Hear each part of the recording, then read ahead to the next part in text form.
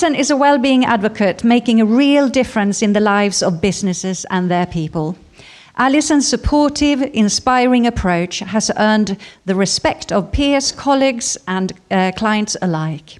She is passionate about collaborating with businesses that genuinely care about the health and happiness of their employees, helping to create environments that align business values and wellness. While her qualifications are extensive, what truly sets Alison apart from her rivals is the commitment to listening, supporting, and educating her clients on the big picture of health. It's through these interactions that she developed a comprehensive understanding of well-being and witnessed the positive impact her whole health model can have on individuals and organizations alike. Give it up for Alison. That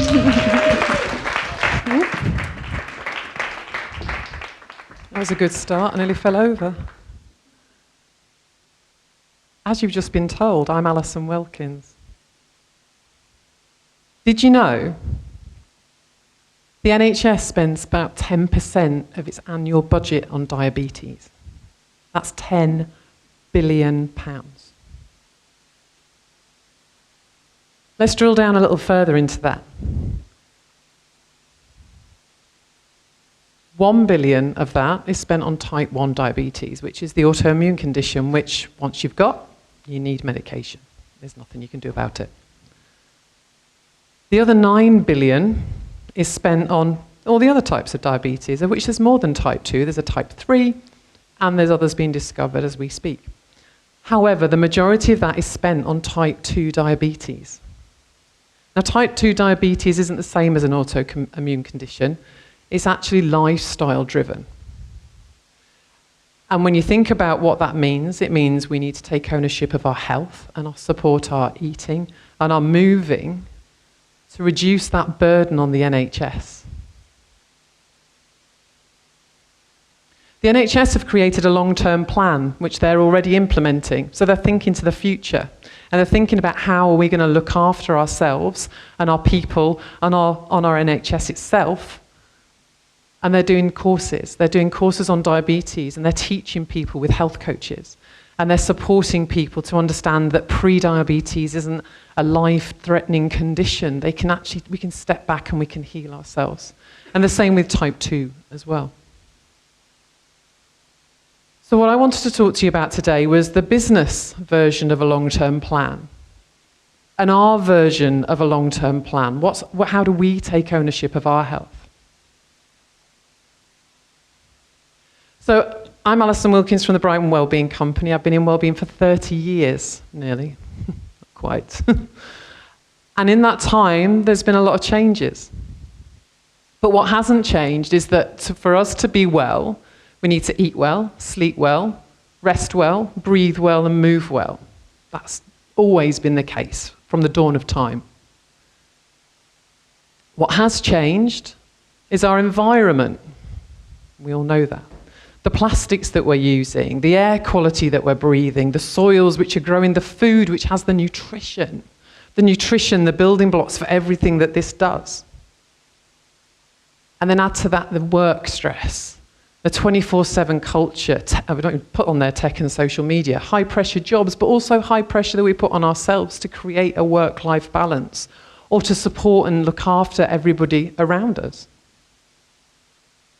And those impacts on our health, I'm sure you've all experienced a few of these, right? Exhausted, high stress, even low stress.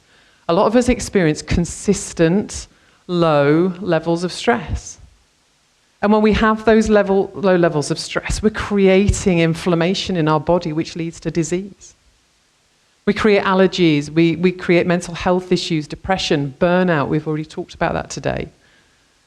And then there's the overwhelm. So ultimately, at the moment, unless we're doing all those good things, when we haven't changed and we're eating well and we're sleeping well and we're looking after ourselves on all those levels, we're pretty much undernourished. And we're undernourished not only because we might be making the wrong food choices and those health choices, but we're being undernourished because the soils that are providing us the food in the first place aren't giving us what we need. There's a statistic that shows that if there's the 1950s chicken, you'd need to eat, I think it's 7 of them now, to get the same nutrition from eating a chicken that was reared in the 1950s, based on stress, quality of meat, quality of food it took on, etc. And we're being exposed constantly to anti-nutrients. I have this conversation with my son's girlfriend a lot. You know that fake tan you're putting on your skin? Yeah, well, you know your body's got to detox all of that because 70% of what you put on your skin you absorb.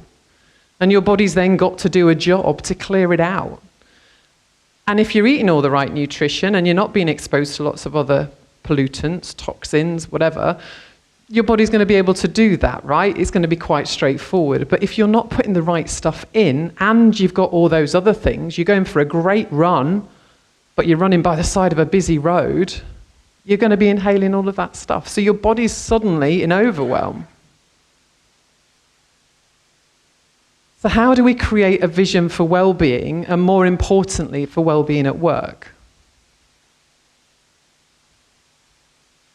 I work a lot in the railway industry.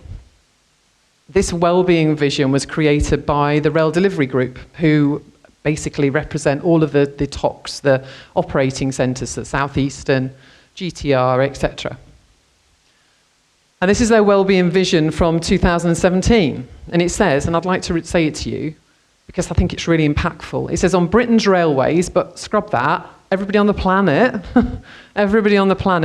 everyone takes responsibility for the health and well-being, and we benefit from doing so. So whatever we do tomorrow, whether it's, I'm going to drink 3 or 4 more pints of water a day, you know you're going to feel more clarity. You're going to detox more stuff. You're going to feel more energized just because you've got that, and you're going to benefit from that. And you don't have to go on keto, and you don't have to, whatever the other diets are, I can't even remember right now. Forget them. Eat better, that's all we need to focus on. And then the next step, everyone at all levels, so they're talking within the company, but actually I'm thinking about from a business perspective, will recognize their role in supporting better physical, mental and social outcomes for people. So when your business is looking after the health and the well-being and promoting health and well-being at work, our people are going to feel better. We're going to be more inspired to do that. And so it all trickles on. So well-being at work is about culture. It's about creating values, and it's about a business wanting to dare to care. And when you champion well-being as a business, your people think, we care. We're being valued. I did a health coaching pilot with South Eastern Trains, just finished it a couple of weeks ago, and one of the feedback comments was, thank you, South Eastern. Thank you so much, because I feel like you care about my well-being. And when I'm stood on that gate line at London Bridge, and it's freezing, and somebody for the 10th time that hour's jumped through behind somebody else and got through the tickets without having to buy one, the gate line. And I've had 20 people come up with their phones and go, I want to know where that train's going. Because we're all stressed, aren't we, in London Bridge? It's all a bit busy and you've got to get out. They're able to go, it's okay. My business is actually looking after my health. And if I'm feeling energized and I've been inspired and I'm being supported, then I'm going to be able to do the best job that I can. So what well-being isn't, and what well-being has been for a long time in the workplace, is piecemeal, or a bit of a tick box exercise. One-offs, they're great, don't get me wrong, but what's that message saying to your people? Oh, we're going to do well-being, we're going to do massage at work this week, but guess what? We're only going to do it once a year. So your well-being becomes like your holiday, where you aspire to being well for a day, and that's it. So that's not a message we want to be mirroring. What we want to be mirroring is something completely different. And it's the same with businesses who poorly communicate. Yeah, we're going to do well-being. The bosses have decided we're doing well-being. But guess what? We've not told the managers. We've not got them on board. They don't want their teams to be going to that session, and they don't want to be doing that. So the whole thing kind of becomes a bit of a, well, it works, but it doesn't last very long. So well-being that does work is about delivering consistent well-being messages. And that doesn't have to be about have somebody coming in all the time. and somebody saying, right, we're going to be expensive today and we're going to make you well. That's not what it's about.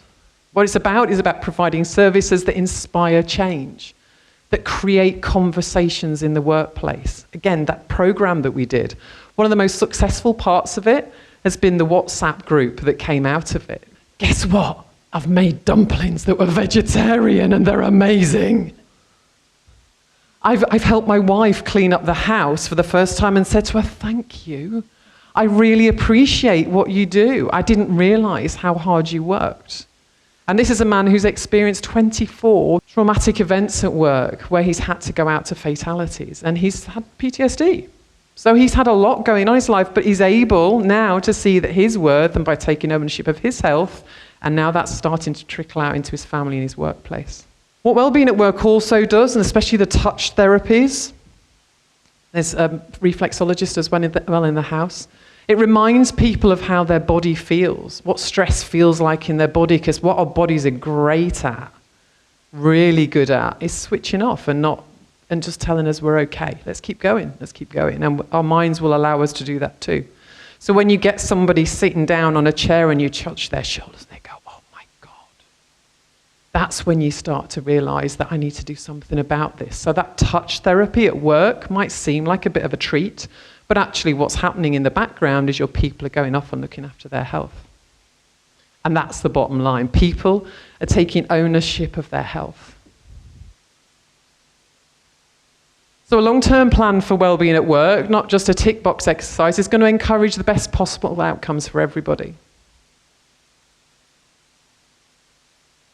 So what I'm going to invite you to all to think about today when you leave is, what's my long-term wellbeing plan? We've heard that things happen. People get ill. People have things that appear as if by magic out of nowhere. So how can I create the best possible environment so that I can be strong and resilient and able to cope with the stresses of what goes on in our everyday? And for business owners, what's your business long-term wellbeing plan? What are your values? What do you want to say to your employees? How do you want to support them? How to keep them in your business? So if you'd like to know more, if you want to connect, that's my little LinkedIn QR code. I'd love to have conversations with you because, as you can probably tell, I love this so much. So thank you so much. I really appreciate you all listening today.